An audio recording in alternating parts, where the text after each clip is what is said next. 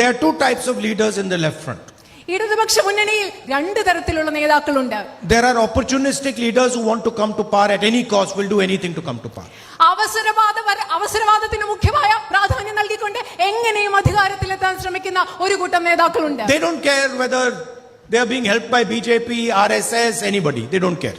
അവർക്ക് യാതൊരു ചിന്തയില്ല. അവർ RSS സഹായിക്കട്ടെ, BJP സഹായിക്കട്ടെ, അതിനെപ്പറ്റി ഒന്നും ആകുലതയില്ലാത്ത ഒരു കൂട്ടം നേതാക്കളുണ്ട്. And then there are leaders who are not opportunistic, who believe in something. There are workers who've spent many years working for the ideology, who are feeling betrayed, let down, hurt, upset.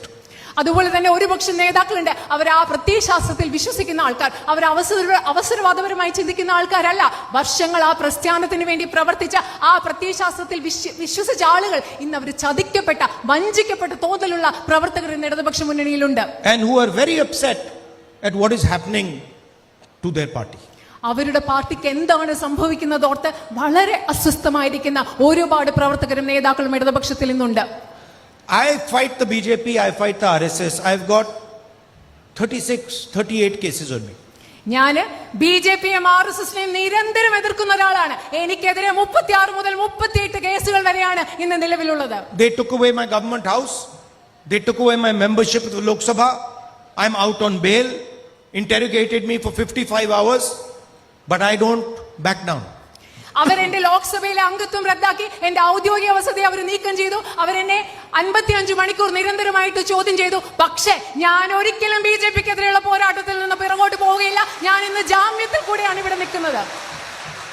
Narendra Modi attacks me and the Congress party every single day. Narendra Modi എന്നെയും കോൺഗ്രസ് പാർട്ടിയെയും ഓരോ ദിവസവും ആക്രമിച്ചുകൊണ്ടാണ് ഇരിക്കുന്നത്. Why does Narendra Modi not attack your chief minister? എന്തുകൊണ്ടാണ് നരേന്ദ്രമോദി നിങ്ങളുടെ മുഖ്യമന്ത്രിയെ ആക്രമിക്കാത്തത്? Why does he not attack his family? Narendra Modi എന്തുകൊണ്ടാണ് നിങ്ങളുടെ മുഖ്യമന്ത്രിയുടെ കുടുംബത്തെ ആക്രമിക്കാത്തത്?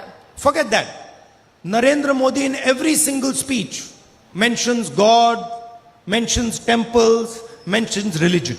അത് മറന്നുപോയേക്കോ. പക്ഷേ നരേന്ദ്രമോദി എല്ലാ പ്രസംഗത്തിലും അമ്പലങ്ങളെ കുറിച്ച് പറയും, ദൈവത്തെ കുറിച്ച് പറയും, മതത്തെ കുറിച്ച് പറയും. Every second speech of his is how somebody has insulted some god, or somebody has insulted his religion, somebody has insulted a temple. Every speech.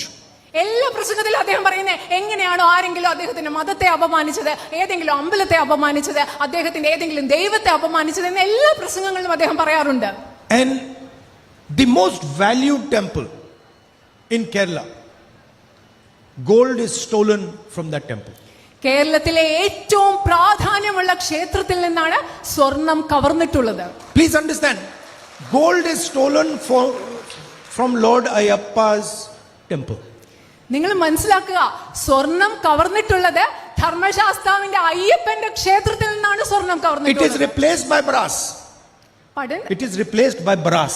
അതിനുശേഷം ആ സ്വർണം അവിടെ നിന്ന് എടുത്തവർ മാറ്റി സ്ഥാപിച്ചത് ചെമ്പ് കൊണ്ടാണ്. Prime Minister comes to Kerala, does not say a word about it. പക്ഷേ പ്രധാനമന്ത്രി കേരളത്തിൽ വന്നിട്ട് ഇതിനെക്കുറിച്ചൊരു വാക്കുപോലും മിണ്ടുന്നില്ല. He's forgotten God, he's forgotten the temple, he's forgotten religion. അദ്ദേഹം ദൈവത്തെ മറന്നുപോയി, അദ്ദേഹം അമ്പലങ്ങളെ മറന്നുപോയി, അദ്ദേഹം മതത്തെ മറന്നുപോയി.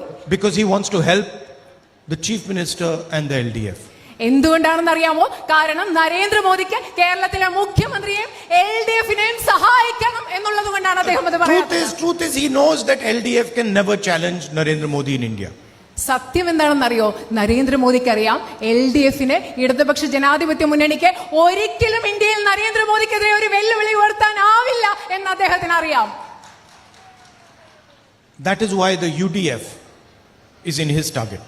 सब्सक्राइब करें देश रोजाना के YouTube चैनल को और नई वीडियो की नोटिफिकेशन पाने के लिए बेल आइकन जरूर दबाएं। अगर आप ये वीडियो Facebook या Instagram पर देख रहे हैं तो पेज को लाइक और फॉलो जरूर करें और ज्यादा से ज्यादा शेयर करें।